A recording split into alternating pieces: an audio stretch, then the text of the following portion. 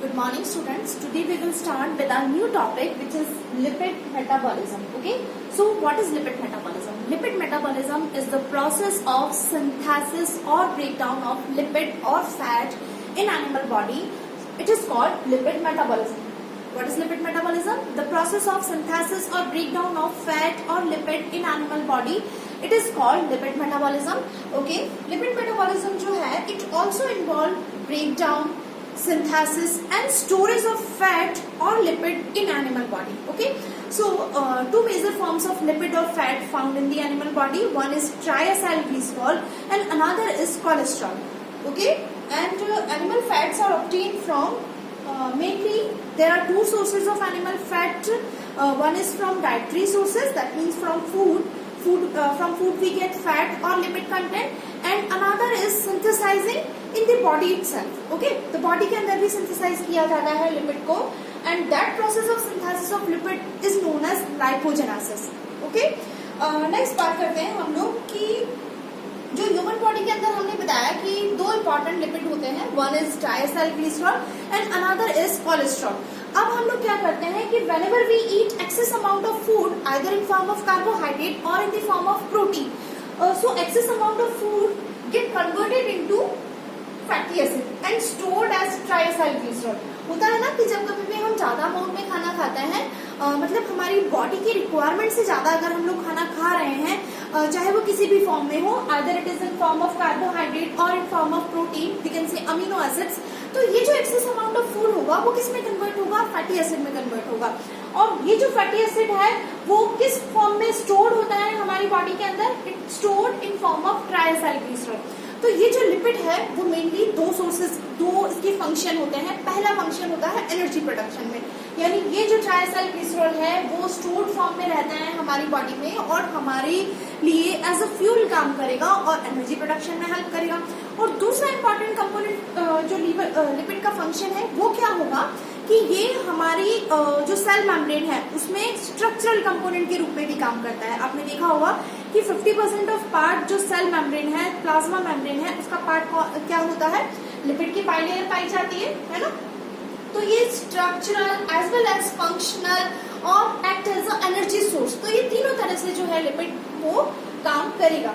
और ये जो synthesis of fatty acid it occurred in predominantly in liver, kidney, adipose tissue and lactating mammary gland. तो यहाँ पे जो है सिंथेसिस होता है और इवन स्टोरेज भी होता है फैटी एसिड का in form of triacylglycerol which is also known as TAG.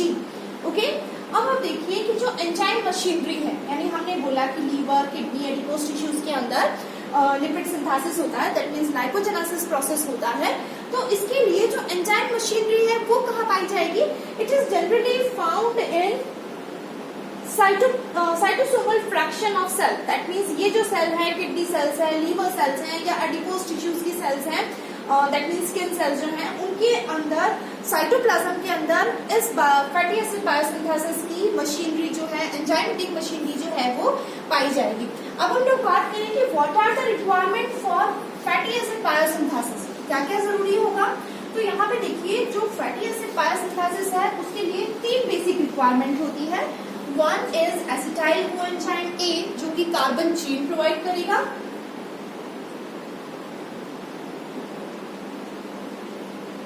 Requirement for fatty acid biosynthesis.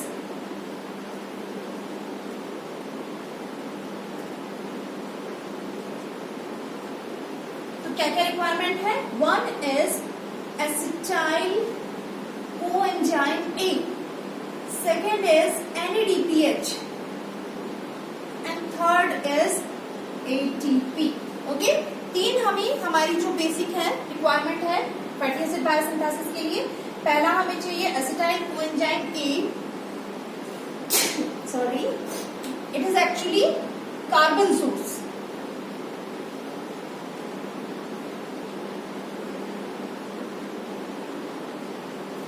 ये कार्बन सोर्स की तरह काम करेगा, मतलब कार्बन जो बेसिक चेन है वो प्रोवाइड किया जाएगा. और NADPH जो होगा it provide reducing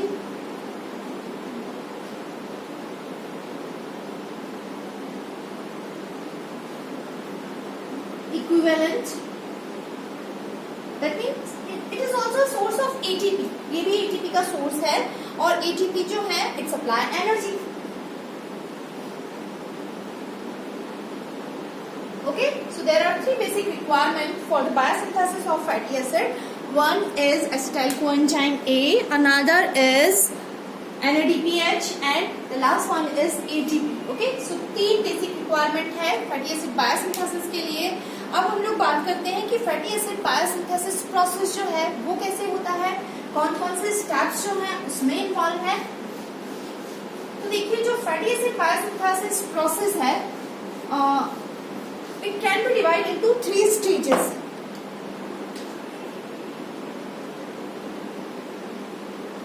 The fatty acid biosynthesis pathway or process can be divided into three stages. Number one is production of acetyl coenzyme A and NADPH. Production of acetyl coenzyme A and NADPH. Second is conversion of acetyl coenzyme A to malonyl coenzyme A. Conversion of acetyl coenzyme A to malonyl coenzyme A, and the last one is reaction fatty acid synthase complex.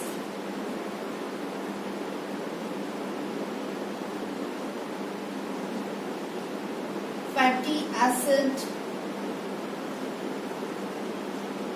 synthase complex.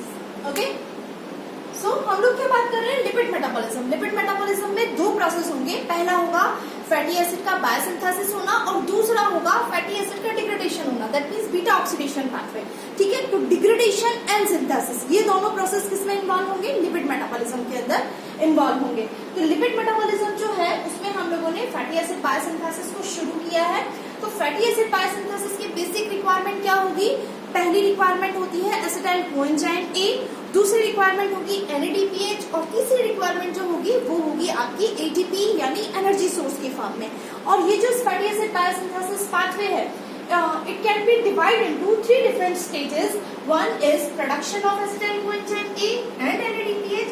Second is conversion of acetyl coenzyme A to malonyl coenzyme A, and the last step is reaction fatty acid synthase complex.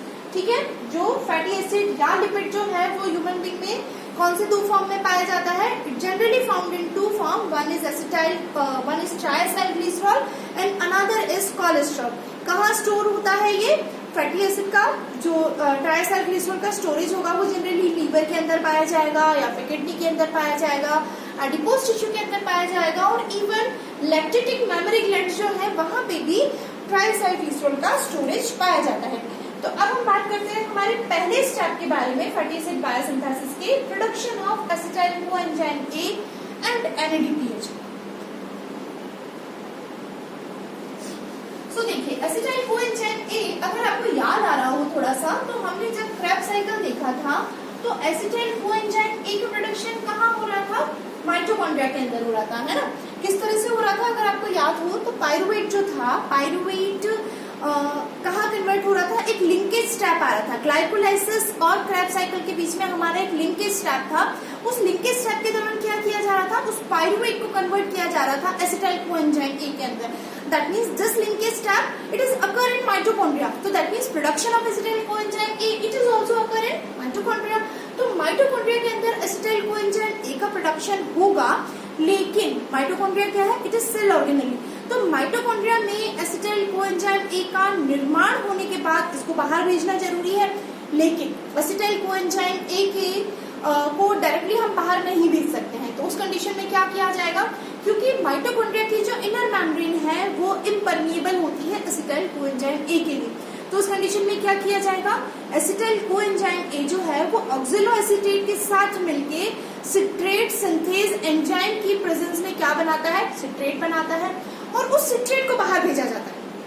ठीक है, तो मतलब acetyl coenzyme में किस form में बाहर जा रहा है, सिट्रेट की फॉर्म में बाहर जाएगा, सिट्रिक एसिड की फॉर्म में बाहर जाएगा। तो ये जो सिट्रेट है वो फिर से वापस से साइटोप्लाज्म के अंदर उसको ब्रेक किया जाएगा एसिटाइल कोएंजाइम ए और ऑक्सिलो एसीटेट के अंदर। ऑक्सिलो एसीटेट फिर से माइटोकॉन्ड्रिया के अंदर आ जाएगा और एसिटाइल कोएंजाइम जो है वो हम यूज कर लेंगे किसके अंदर, लिपिड बायोसिंथेसिस में यूज कर लेंगे हम लोग। ठीक है, तो समझ में आ रहा है आप लोगों को। सो एस फर्स्ट स्टेप जो है हमारा हो गया है production of acetyl coenzyme A.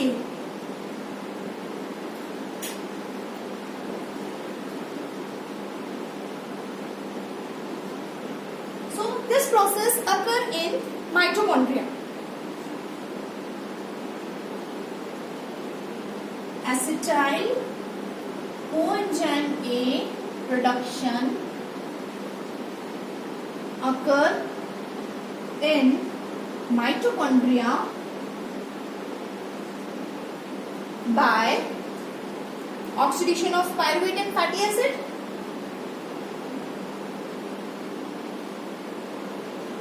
Oxidation of pyruvate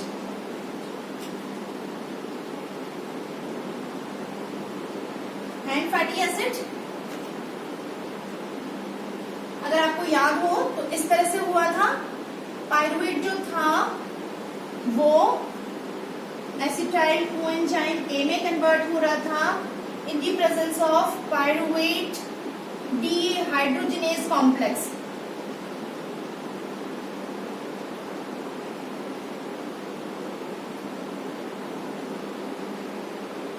PDH enzyme है ना, पायरुवेट डीहाइड्रोजनेज एंजाइम कॉम्प्लेक्स की प्रेजेंस में पायरुवेट जो था वो एसिटाइल कोएंजाइम ए में कन्वर्ट हो रहा था और NAD पॉजिटिव जो था it get convert into NADPH। ठीक है, यहाँ पे NAD पॉजिटिव जो था वो किसमें कन्वर्ट हो रहा था, NADPH के अंदर कन्वर्ट हो रहा था। NAD पॉजिटिव भी चाहिए था और साथ में यहाँ पे बन रहा था हमारा NADPH बन रहा था। ओके, सो ये जो एंजाइम कॉम्प्लेक्स था अगर आपको याद हो तो it is not a single enzyme, actually it is known as enzyme complex because it consist of 120 different types of enzyme. तो that means this linkage step जो है वो बहुत सिंपल नहीं है, इसके अंदर 120 एंजाइम्स जो है वो इन्वॉल्व है और इस प्रोसेस के द्वारा पायरुवेट जो है इस एंजाइम कॉम्प्लेक्स की प्रेजेंस में एसिटाइल कोएंजाइम ए में कन्वर्ट हो रहा था माइटोकॉन्ड्रिया के अंदर। क्लियर, पहली बात तो ये। तो पहला कहां से मिलता है हमें पायरुवेट, पहला हमें मिलता है oxidation of pyruvate and fatty acid के द्वारा हमें एसिटाइल कोएंजाइम ए मिलेगा। दूसरा हमें मिलता है degradation of carbon skeleton of amino acid.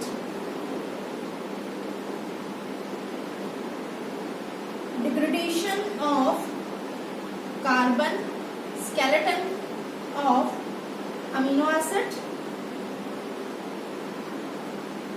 ठीक है, अमीनो एसिड के कार्बन स्केलेटन के डिग्रेडेशन से भी हमें एसिटाइल कोएंजाइम ए जो है वो मिलता है। और थर्ड जो है वो कहां से मिलेगा, from ketone bodies. So these are different source of acetyl coenzyme A. So major source जो है वो क्या है, oxidation of pyruvate and fatty acid. तो पायरुवेट के ऑक्सीडेशन से एसिटाइल कोएंजाइम ए जो है वो मिल जाता है। Degradation of carbon skeleton of amino acid, उससे हमें जो है वो एसिटाइल कोएंजाइम ए मिल जाएगा। और इवन कीटोन बॉडीज से भी हमें जो है वो एसिटाइल कोएंजाइम ए मिल जाता है। अब आप देखिए माइटोकॉन्ड्रियल मेम्ब्रेन जो है it is impermeable for acetyl coenzyme A. So अभी मैंने आपको बताया क्योंकि माइटोकॉन्ड्रियल मेम्ब्रेन इम्परमिएबल होती है तो एसिटाइल कोएंजाइम ए डायरेक्टली माइटोकॉन्ड्रिया की मेम्ब्रेन को क्रॉस करके साइटोप्लाज्म में नहीं आ सकता है ना। तो उस कंडीशन में क्या किया जाएगा, फिर किसी तरह से इसको चेंज किया जाएगा।